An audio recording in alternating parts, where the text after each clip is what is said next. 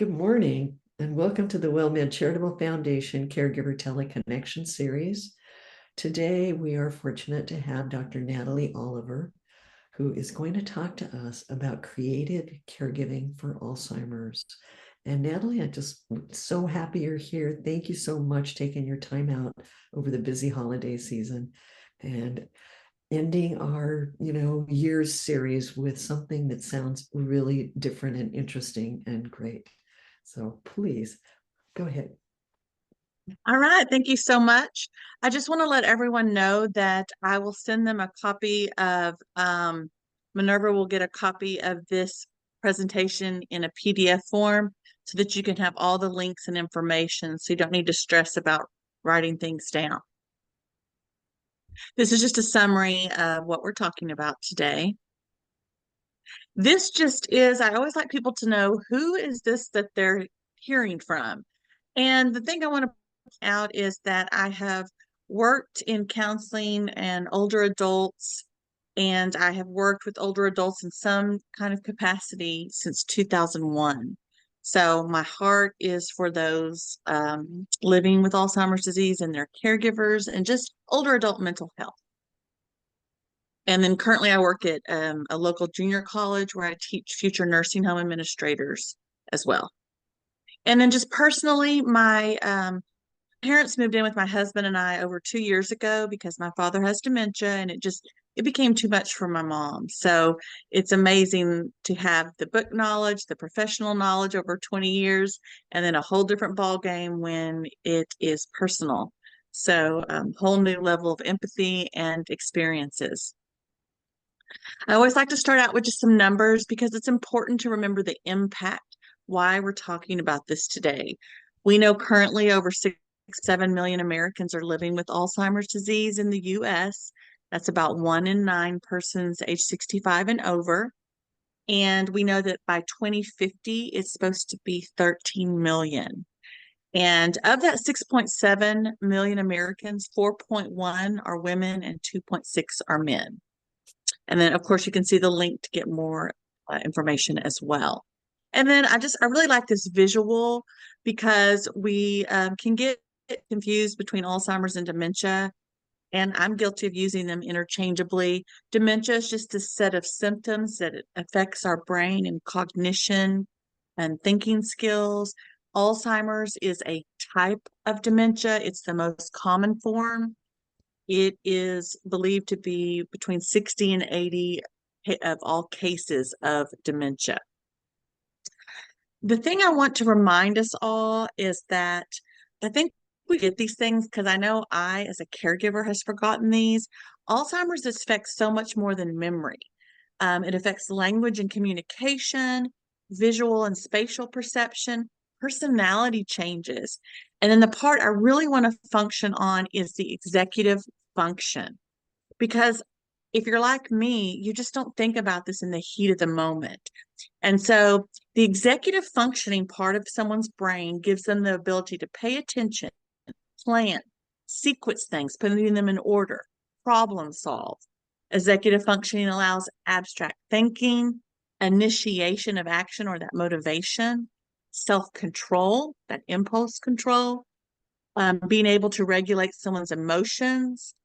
It also affects the ability to monitor internal and external stimulation. It also gives someone the ability for moral reasoning and judgment and decision making. And I found this article, I thought it was really great. It says, what it must feel like for someone with Alzheimer's. It says, imagine being awakened in a building or a room you've never been in before that's full of furniture and items you don't recognize. Then complete strangers enter your room, talk to you as if you've known each other your entire lives. They tell you they're your daughter, your spouse, your pastor, etc. They all assure you that everything's going to be all right. The entire time you're wondering what in the world is going on. Then everyone leaves the room, leaving you entirely alone to ponder what just transpired. That really hit home to me because I think we forget sometimes what the person with Alzheimer's is feeling. So I just wanted to put these out there to remind us all the impact of living with Alzheimer's. There are many emotions that the person living with this disease feels, and they fluctuate, and they can go with any of the emotions in one day or different times.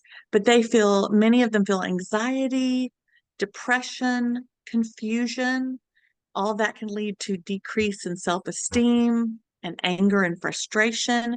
Many of them feel lonely and misunderstood, which leads to them feeling lost. A lot of times they're dismissed or overlooked.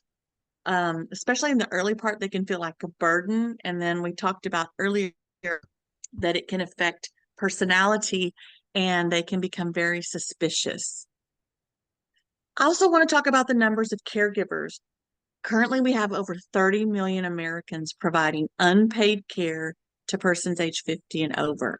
And nearly 16 million of those are specifically for Alzheimer's or any form of dementia.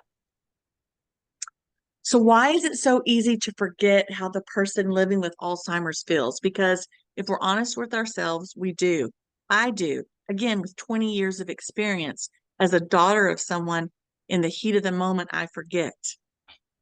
And some of the reasons are we're only thinking of how we feel and how we're affected. We forget it's a brain disease and all that is affected by that. You're going to hear that a lot today. We also don't change our expectations as the disease progresses.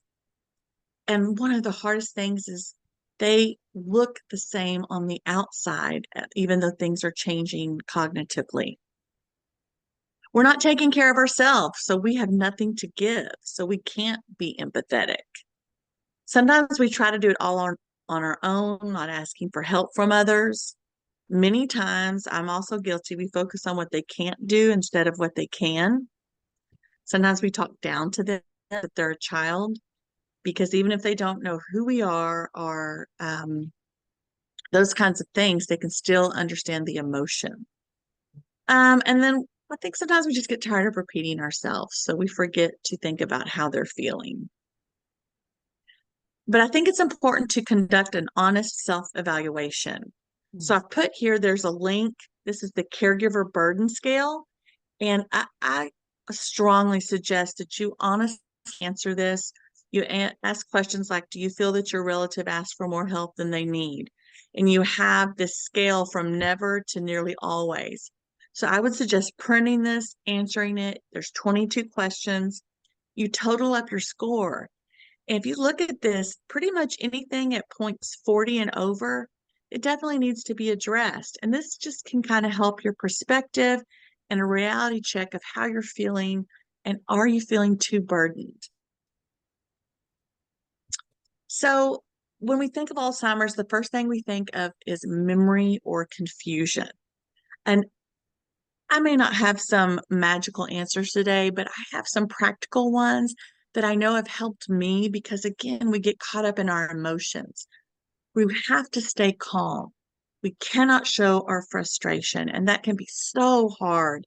But if we repeat this and we try to remember it, it becomes more common to do. We also need to remember to not put our expectations on them, and we need to respond with brief explanations. We don't want to give them some long, drawn out thing that overwhelms them and they tune out. Another key thing we need to do when they're having memory or confusion is we have to meet them where they are. We cannot expect them to come to our reality. We have to meet them in their reality. Another thing, again, I give so many of these, is we have to offer corrections as suggestions. We don't want to scold them. So if they say something inaccurate, we could say, I thought it was fill in the blank. Or if they think someone is someone else, you can say, I think it's your granddaughter, Julie, or whatever. Again, this next one's so hard to try not to take it personally. We need to say that out loud to ourselves every day because it can be so hard. And then, of course, sharing your experiences with caregivers is so important to not walk on this journey alone. I want to stress about daily activities because it's really important to focus on these. There are 4 top reasons why dementia activities are really important. The first one is this theory you'll hear of called use it or lose it. Mm. And so what it's saying is they need to do activities, use their brain, and stay as active as possible. Because if we do too much for them, they learn what's called learned helplessness. If you start treating them like they can't do anything, they start believing it and acting that way. So we really have to adapt our activities, and I'll talk about that in a moment. We need activities can provide daily structure. Earlier I talked about how anxiety can be a top feeling that someone with Alzheimer's has. And so when we have a daily structure on those good, clear days, they might remember that. And it gives this predictability and stability that can help relieve any aggression or anxiety. When they do activities, it helps them feel productive. It can help boost their mood, increase their quality of life, make them feel less of a burden if they're still doing something. And actually, if they have activities every day, it can help reduce challenging behaviors like agitation, repeated questions, and anger. Because if we're engaging them and we're keeping them occupied, we're using this energy in a positive way. Because otherwise they could just be getting bored. And when we talk about adapting activities for someone with dementia or Alzheimer's, we really need to think about, because we're guilty of this. A thinking disorder that we're common with is this all or nothing, black or white thinking that says either I do everything for them or I do nothing. But the reality is it goes in stages. It's very gray. And so to really assess where they are when it comes to activities, do we need to set it up for them? Put the toothpaste on the toothbrush, lay out the clothes. Then do we need to supervise? We're not really doing anything for them, but we're just supervising, making sure that they're safe. Then there might need to be some prompting. If they get stuck or they get confused, we might need to prompt and point out what they need to do. Also, it might get to a point where we have to do the verbal cues where we spell out each step. I think we forget sometimes when we tell someone it's time to brush your teeth, how many steps are in that.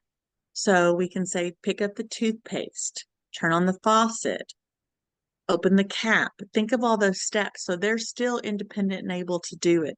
And then we might get to the point where we have to physically assist them and do things for them. But just to remember to keep it on that spectrum and not just go from one end to the other. There are several videos in this presentation that you'll have the link to. I've just put some of the main points because we don't have time to look at them. But the thing I'm going to repeat today as well is that they're not acting this way on purpose. And that can be so hard because they look the same. They've got some of their personality still showing through. We have this baggage that we bring along with them that doesn't go away just because they get diagnosed with Alzheimer's. And I love what this video says. It says caregiving is a continuous learning experience. We never know it all. What may work one day may not work the next. We have to be open and coming to things like this at WellMed and just always being open to learning and trying new things. How are you releasing your frustration? If you're going to say you don't get frustrated, I would have to say you haven't been caregiving long enough or you're in denial. We all get frustrated. Have a plan. How are you going to release that? Watch how you phrase things, your tone of voice. Again, just a reminder not to be judgmental. We will always continually be working on patience. I pray for patience every day. Redirect when you can. You're going to hear that in probably every training you hear about Alzheimer's. Redirecting is so key and so important. Another thing we need to do is we need to apologize. I had to apologize to my dad the other day. I snapped at him and I belittled him and it hurt his feelings. And my emotions got the best of me, but I took ownership and I apologized. And we have to remember that no one's perfect. We're not perfect. Your loved one is not perfect either. I love this next video. I hope you get a chance to watch some of these, but it talks about if your loved one with Alzheimer's is doing a certain behavior or activity that's annoying you, maybe they're getting into something. Instead of just saying, don't do this, we need to have plan B, an alternate activity already in place. And it also talks about instead of waiting till they do that activity that annoys you, go ahead and start redirecting them to do that plan B activity. And we have to remember that their initiation or that motivation, when we talked about executive function, that declines. They may kind of apathetic and just kind of not really caring. So if we're waiting for them to initiate and be motivated, we're setting ourselves up for frustration. You don't have to tell them what they're doing is annoying you. For some reason, we feel like we have to express every feeling we have. But it's important to not do that. There's no positive benefit. Instead, just have that plan B of what they can do.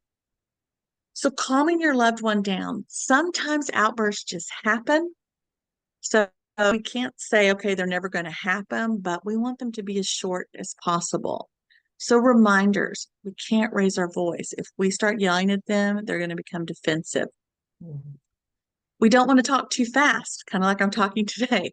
We want to talk slower and calmer and not overwhelm them with what we're saying.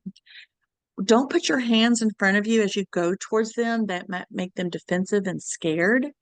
I put this next one in red because we all do it. Don't argue with them. Again, they're in a different reality than we are. Don't stand over them. Sit next to them. Get at eye level with them. Remind them that they're safe. Remember, they might have that anxiety and that fear and that confusion. This one's key. Rule out pain. If they're having outbursts, are they in pain? Are they hungry? Do they need to go to the bathroom? Can they not really know what's wrong? We've got to help figure it out.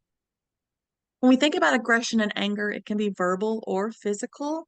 And like I said earlier, it may just come on suddenly, or there may be a frustrating situation. We have to remember the way they're acting is not on purpose. Their goal in life is not to irritate us, even though we start thinking that sometimes. So we need to think again, is it physical discomfort? Are they tired? Are they hungry? Are they thirsty? Is that a side effect of a new medication? So just think, what could it be? Environmental factors are so important. Again, I think we forget these things. Are they overstimulated? Are there too many loud noises? Is there a lot of clutter? Is there a large amount of people in the room, especially people they don't know? This can be overstimulating and can cause agitation. Do they feel lost? Imagine how scary that would feel to not know where you are. And a lot of times, our persons with Alzheimer's function better at certain times of day. So we don't want to schedule them to take their bath or their doctor's appointment or different things during those times when they're not as positive as they are at other times. And again, back to that communication, don't ask them too many questions. They're going to pick up on your stress as well. This was another video talking about redirecting and how we're communicating with our loved one. Excuse me, they are doing the best they can. Again, we have to remind ourselves. And I love that they said, you have to become a detective. Sometimes they can't express why they're aggressive, why they're frustrated. So we have to go and use empathy and kind of put ourselves in their shoes. It's like putting together a lot of pieces of a puzzle. Is it a physical need? Is it an emotional need? Is it the environment? And I love in this video, they say, it's not about them, it's about us. We're not going to change them. We have to change our perception and our viewpoint. It's kind of like in therapy, we call it reframing. Are we going to look at things as a glass half empty or a glass half full? A common thing that can be frustrating are hallucinations. And these are things that happen through their senses that are not true. Like they may see or hear, smell, taste, or feel things that aren't really there. And so, for instance, there might be a curtain where they think they see someone, or they might feel like insects are crawling up on their body part. They may actually be having a conversation with someone who's not there. One thing to remember is if these just start, it could be something else. It could be another medical condition. It could be because their eyesight and hearing is poor. It could be a side effect of medications. And so when we respond to these hallucinations, definitely be cautious. We need to assess that situation. And something to think about, is this hallucination upsetting? If they're having a friendly conversation with an old pal from grade school and it's not hurting anyone, do we really need to do anything about it? We just always need to be calm and give reassuring words and comforting touches. Again, we don't want to argue and say, nobody's there. That doesn't do any good because their reality says someone is there. So, things we can say, don't worry, I'm here. I'm going to protect you. I'll take care of this. Maybe gently touching them and just acknowledging their feelings. I mean, they're human. We're all human, and we just want to be heard.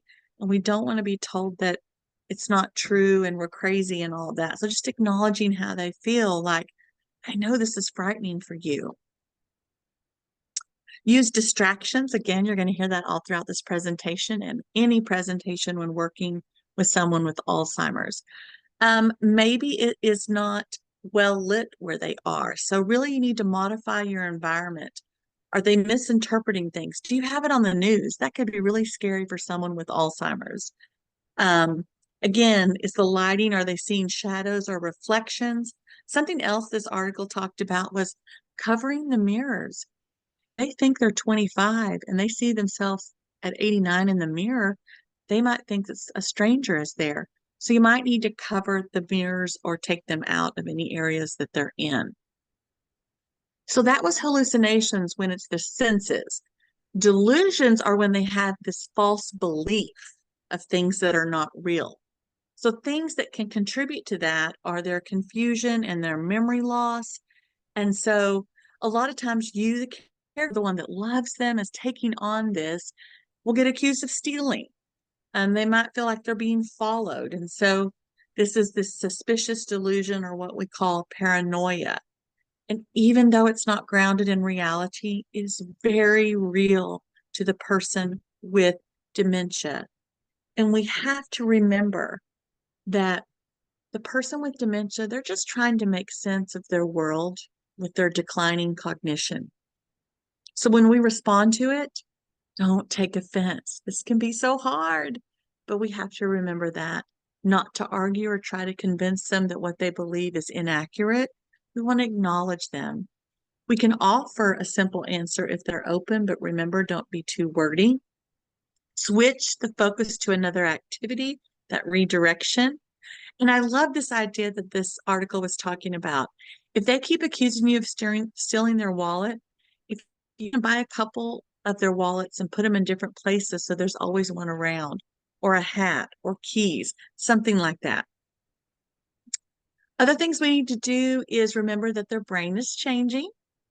We always need to make sure they're safe. We need to acknowledge their anxiety and their frustrations. Don't ignore them. And I mean, I've been guilty of that too, where we just don't want to deal with it. We can't ignore that because it can escalate. Never argue with them. Remember your body language. They may not know who you are, where they are, but they can sense that. And again, when we see these behaviors, when we see things that are driving us nuts, are they hungry? Are they thirsty? Are they bored? Are they in pain? Do they need to use the bathroom? Do they want to change their clothes? Something important you can do is have a toileting schedule.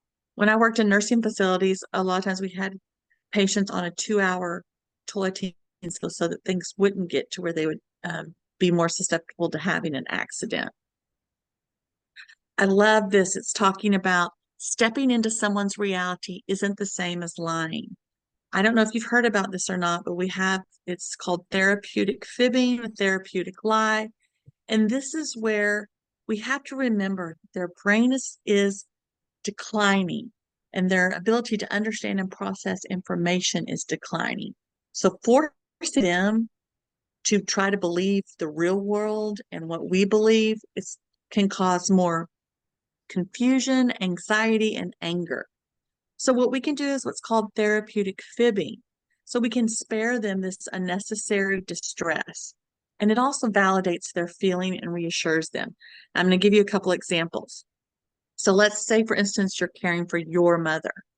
If your mom says, school's over, my mother's coming back, my mother's coming to pick me up, I need to go outside to wait for her.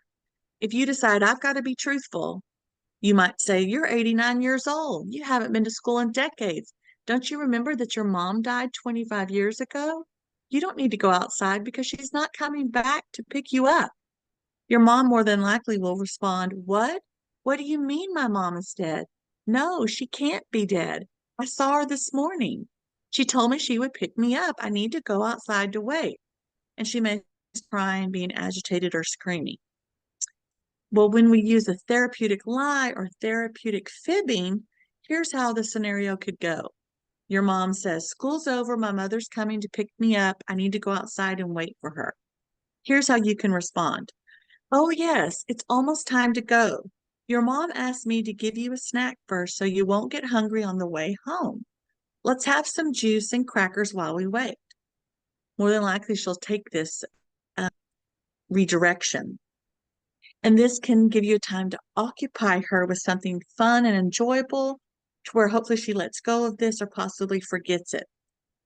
This is another example that you can read at a future time. It gives you two different types of suggestions. Again, these are some common things, but I do want to reiterate them when we're communicating with them. We need to face them, not yell from another room, speaking from experience. Interrupt them. We need to focus on their feelings and their body language. They may tell you they're fine, but are they squirming? Are they wincing? What's going on? We have to remember to be patient, gentle touches and gestures. And I love this article. It was talking about think of it as if they're translating a new language in their head as you speak to them. So again, because of that cognitive decline, this really helped me when I read this, is that when I speak to them, they're trying to translate what I'm saying to make sense to them. So hopefully that will help you. Some other things you could say when you're communicating is, here, let's try it this way instead of pointing out mistakes. Another thing we can say is, please do this instead of don't do this. Something else we can do to make them feel productive and useful, whether it was helpful or not, is say, thanks for helping. We can also ask close-ended questions, yes, no, so that we don't overcomplicate things. But if we do want to give them some options, instead of opening the closet and saying, what do you want to wear today? We could pull out two outfits. Do you want to wear A or B? And something that is so common, especially early on when you first begin being a caregiver, out of habit, you'll say, don't you remember? That can be devastating. So you will learn, hopefully, not to say that, because if they did remember, they wouldn't have said that. So on the right side of the screen, I've just got some more things we've talked about. The main thing I want to point out here is let them make as many decisions for themselves as possible. Sometimes when I've gotten too busy with my father, he'll go, I'm your father. And I have to remember, yes, he is. And also remember those step-by-step instructions. We can't say, go put those clothes on if we think about all the steps it takes and they need us to break it down. So we do have to allow more time. We live in this fast world and we have to take a deep breath and we have to slow down. I love this. This says request from a person with Alzheimer's disease. This might be something you want to print and hang up somewhere that you can read it every day. Please be patient with me. I am the helpless victim of a brain disease. Talk to me, even though I cannot always answer you. Be kind to me. Each day of my life is a desperate struggle. Consider my feelings. They are still very much alive within me. Treat me with dignity and respect as I would have gladly treated you. As you engage with your loved one with Alzheimer's, again, think about what time of day they're most likely to be agreeable. How are we talking to them? Are we being demanding? Are we being bossy or impatient? Are we breaking down tasks into steps? And remember these, quote, negative behaviors. A lot of times those are unmet needs. How much activity are they getting each day? That can have a lot to do with any of the aggression, anxiety that they're having, or things that annoy you. Are you expecting them to initiate activities? We talked about that executive functioning and that motivation a lot of time declines. Are you expecting them to reason how you do? Again, they look the same on the outside. You're seeing parts of their personality. You have this history with them. But we have to remember their brain is changing. I love this. It's got some sayings on here. And it talks about humor. Laughter helps people cope with difficult emotions. It's a very effective coping mechanism. And here's a research study that they interviewed cancer patients, and over 75% of them said maintaining a sense of humor was very important, right up there with being pain-free. So humor really protects us against becoming burnt out. Remember, caregiving is a 24/7 thing. It's going to lead to burnout if we don't find some coping skills. But sometimes we have to make that conscious effort to remember we've got to have humor and to look at things positively. Like I mentioned, the reframing. Do we want to look at something the glass half full or the glass half empty? That doesn't negate the difficulty of the issue, but how are we going to look at things? The world doesn't have to constantly be dark, gray, and depressing, even though you've got someone with dementia living with you. And it can really seem counterintuitive to say humor, find humor in all of this, but it really is the time, a lot of times, where it's most needed. We're not laughing at them. We're laughing at ourselves. We're laughing at some of the situations we get in. We're laughing at how ridiculously mad we get over some of the smallest things. And when we do use this humor, it really can improve the overall well-being of the person we're caring for and ourselves. Here is, these are just some reminders. We're not going to go over in depth on these, but self-care, you have to eat, sleep, and exercise. You know, if I don't eat well and I don't get enough sleep, I don't have any patience for my father. Exercising, otherwise I'm going to get out of breath helping him if I'm not doing something to keep myself in some kind of shape. We have to have an outlet for stress. Come up with a couple of versions, one that's in the moment, where you can't leave, one that maybe you can get away. You've got to have an outlet for stress. We need to have a respite or break. This is that time away, which kind of goes with your outlet for stress. You've got to realize and accept you cannot do this alone and sustain it. You need to attend support groups and online education trainings like this today with WellMed. Something I've said 4 or 5 times, we've got to remember it's a brain disease, even though they look the same on the outside.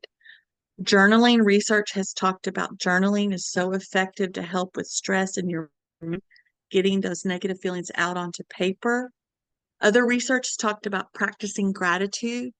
I have a journal that I do every morning, and one of the things says list 3 things you're grateful for. It's good. You can speak them out loud, say them when you first wake up, say them in the heat of the moment when you're frustrated. What are you grateful for? Positive affirmations. These are things that we speak out loud that can be, I'm doing the best I can. Anyone in this situation will the same way I'm feeling, but just reminding ourselves that we are doing the best that we can. Talk to God or talk to your higher power. Take care of your own mental health. Take care of your medical health. You cannot be a successful, sustainable caregiver if you do not take care of yourself. You hear this all the time. Unfortunately, a lot of us have to learn things the hard way, but hopefully it doesn't get too bad before you learn that you have to. I've done trainings on the hidden patient, which talks about this, where we totally neglect ourselves and just take care of them.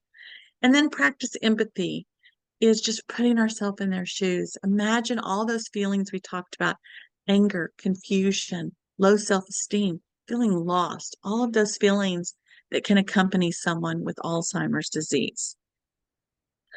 The one I do want to talk about is benefits of caregiver support. That's so important to do. You can do in person, you can do online, but it helps you feel less lonely or isolated or judged. It reduces your feelings of depression and anxiety. It helps you feel like you're having more control and empowerment when you are surrounding yourself with others. You get advice and information from others, the non-textbook things that can help work that someone's tried that we just haven't thought of. For instance, that one, think of them taking what you say and having to translate it into something else. It can improve your coping skills. It can also help you have a better understanding of what to expect. And It also, for those of you that are keeping your loved one at home, going to those kinds of things, you can learn from others how to keep them at home more often. What I want to do for the rest of this presentation is just go over some really important resources to help you when you're caregiving. The first one is a lot of information out there about Alzheimer's disease, but I highlighted here the Alzheimer's Association has an 800 number, 800-272-3900. They have its master level social workers and master level licensed professional counselors, 24/7 access. If you're getting frustrated, if you've got a question, if you want to know about resources, give them a call. Confidential, it's not your family or your friends, it's someone that you can just talk to. So I strongly recommend that. They have little magnets. I have one hanging up on our refrigerator here at home. Something else you need to look into is area agency on aging in the state and town that you live in. There's over 622 of these organizations nationwide. They provide support and information for people age 60 and over. You need to get a ramp built and you don't know where to start, or you might need some help financially, contact your local one. A lot of times they have resources. They have, and I highlighted here, caregiver support. A lot of times they might offer respite services, caregiver training, education. I know the one we have locally, they'll help you fill out a Medicaid application. We even have it where if you have Spanish speaking people, you can call and get translators. So I definitely encourage you to find your local area agency on aging to find out all of the different services that they can help with. Another one for respite, again, that's that short-term break, whether it's a day or a weekend. I know I worked at a facility where we had a wife that would bring her husband and drop him off on Fridays and pick him up on Sundays so that she could care for him all during the week, but it gave her a break. But anyway, here's a link here to the National Respite Network and Resource Center. You can click on here and you can find out local respite services in your area. And they even have an article here that says how to pay for it. So you can click on that and read some information to see in your area if there's some free resources, discounted resources, what you kind of help you can get that you just may not be aware of. I am not an expert in VA services, but I did come across this. I wanted to share it with you. The VA has a caregiver support line, 855-260-3274. You can call it and you can learn about the different caregiver services they have. I've put the link here. They also have a respite caregiver tip sheet if you're caring for a veteran that you can link onto. And then I love this. ARP put out an article about veteran caregiver support. I've highlighted a couple of them. So one of them has, when it comes to support for your self-care, ARP's Mental Health Center. So this has resources and advice and guidance on your mental health. We know that many caregivers, I mean, it's a difficult job being a caregiver, and it's a difficult job being a caregiver for someone with Alzheimer's. Many caregivers have depression, anxiety, PTSD. So you've really got to take care of your mental health. And this is just one resource. Support for making connections. I love this. I just found out about this when I was putting this presentation together. They have what's called a friendly voice. This can help with isolation. Caregivers can sign up for friendly calls from trained volunteers to call them or their loved one with Alzheimer's. So that might be something that you want to do, again, to combat that isolation. And they can have someone to talk to that's not just you. They also have managing finances. There's a link here that says, can I get paid to care for a family member? Definitely, if you're taking care of a veteran, I would check this. Also check with your area agency on aging to find out from them if the state will pay you to take care for your loved one. And then to have support for in-home and distance caregivers, they have a respite relief program for military and veteran caregivers where you can get some respite. So there's a link there as well. So talking about your mental health, again, many caregivers have depression, anxiety that it can get to a point where you might just feel you're on the edge. And I wanted to make sure you knew about 988. You can text it, you can call it, you can chat online. It's confidential, it's 24/7. They've got assistants all over the United States, and it's counselors that can talk to you. And you can tell them what you're frustrated about. If you're feeling on edge, you're about to lose it. If your loved one with Alzheimer's, especially in those early and middle stages, if they start threatening they want to take their life, you can call 988 instead of 911 to have a trained professional on suicide. You can also call 911 as well. This is just another option. I love this as well. This is the National Institute on Aging, 10 essentials for your emergency kit. So a lot of you might be living in places that have severe weather, and this is just a really good visual and something we don't always think about or take time to do. And it's things to have your emergency kit for your older loved one, your non-perishable food and water, your flashlight, extra batteries, a first aid kit, sanitation and hygiene supplies, sleeping bags and a warm blanket, your phone and communication devices, have a change of clothes and shoes, glasses and hearing aids, medications and equipment, and your health information and documents. So this is just a good reminder. You might want to print this and have this in case of an emergency. Some of you may say, I'm having difficulty getting someone in the home. This article has so many great suggestions. One of them is maybe hire a caregiver to come in, but don't have them help your loved one with bathing yet. So much personal, but they could just help with something else. And then add additional tasks as they start to feel comfortable. Listen to your older adult. Don't just dismiss them when they say, I'm not going to have anyone come in here. We as humans just want to be heard, whether we have dementia or not. We want to be heard and we want to know our feelings are validated.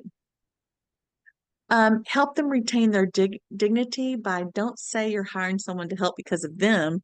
Say you need them. Then they're less likely to feel like they're losing their own independence. We also know the current older generation is very respectful of physicians. So you might get where the doctor writes an order saying, have someone come in and help, get that prescription.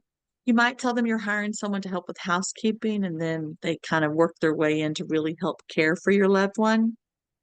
Pretend it's a free service. If they're like my father, they do not want to spend any money. So if you say, hey, this is a free service we get, even if it's not, that might help ease their anxiety. You might want to introduce this new caregiver as a friend. It could be a new friend that you met when really they're coming in to help provide care. Or you can just say, hey, it's just for this week. And then a lot of times they lose track of time and, of course, with the memory. So that might just suffice them for that moment. Another thing I want to briefly talk about, I'm not going to go over all of these, but I love this. The link is here too, so you can read about it. It says, keep a dementia journal to help make caregiving easier.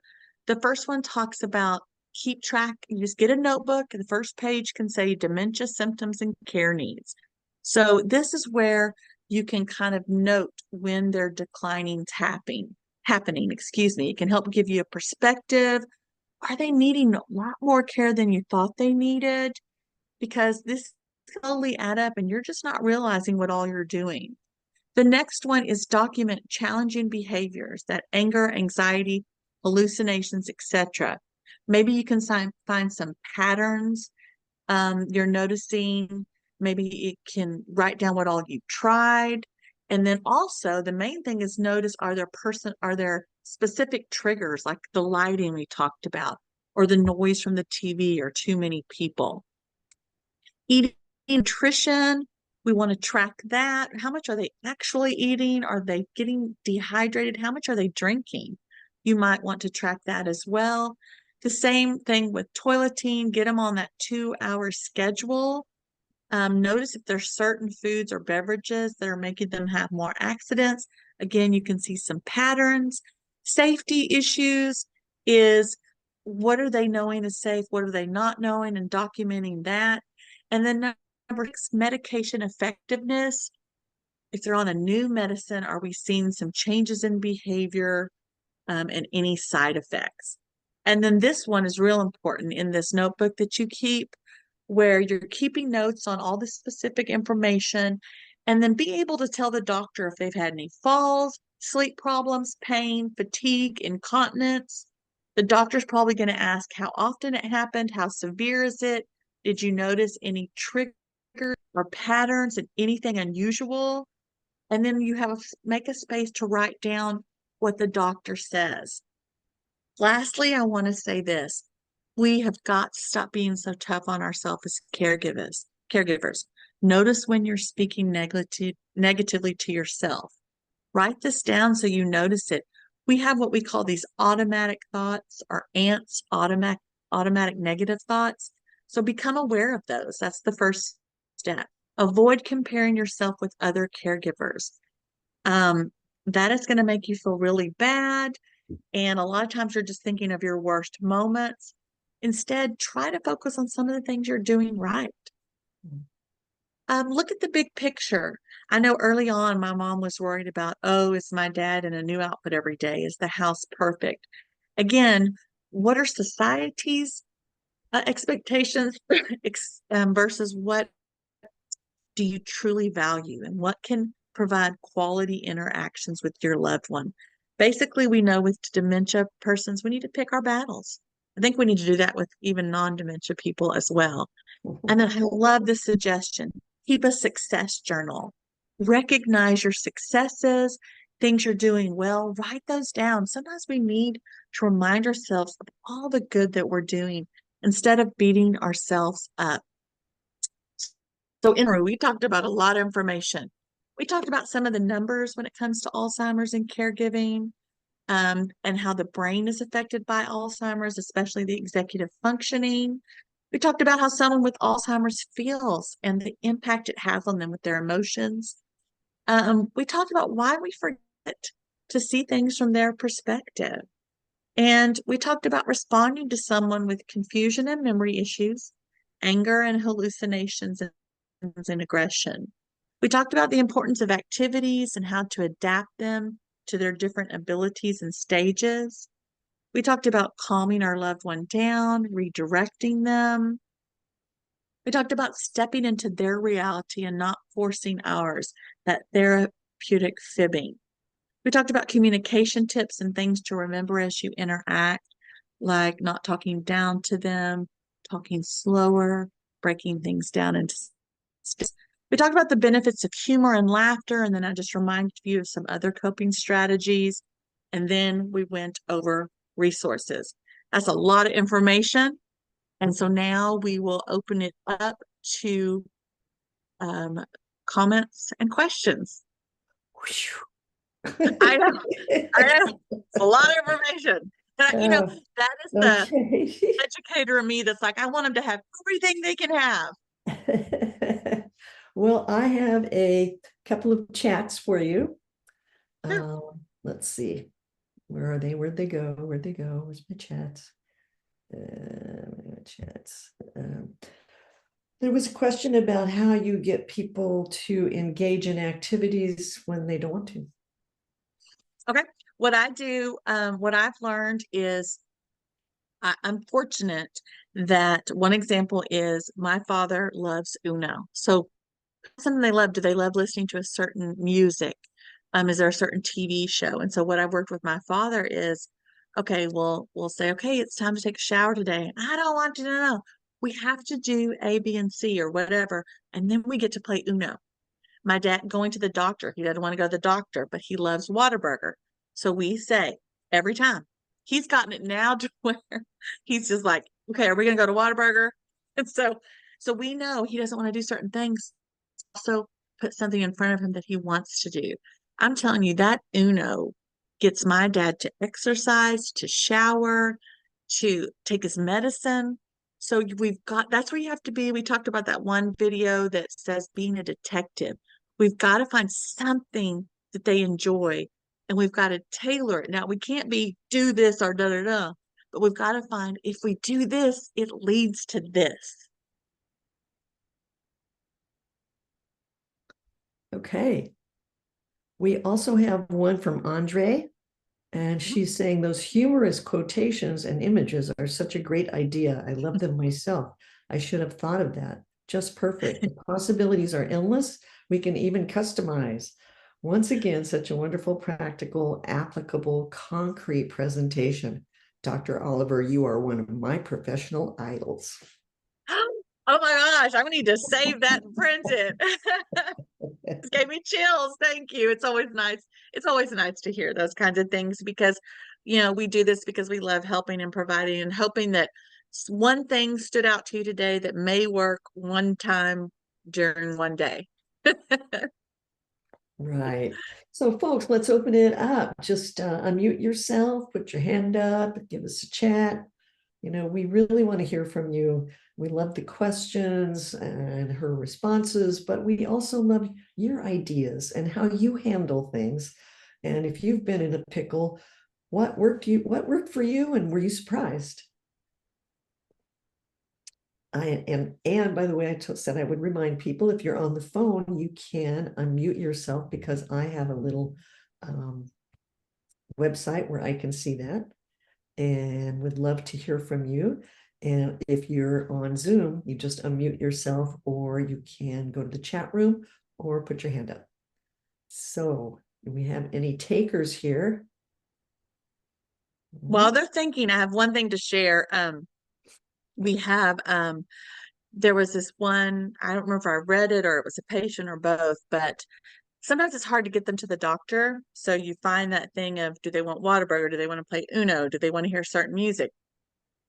But we also have that someone, I can't remember where I got this from, but someone told them that in order to, this was good for someone in the early stages, in order to renew your insurance, they say you have to go get that annual checkup.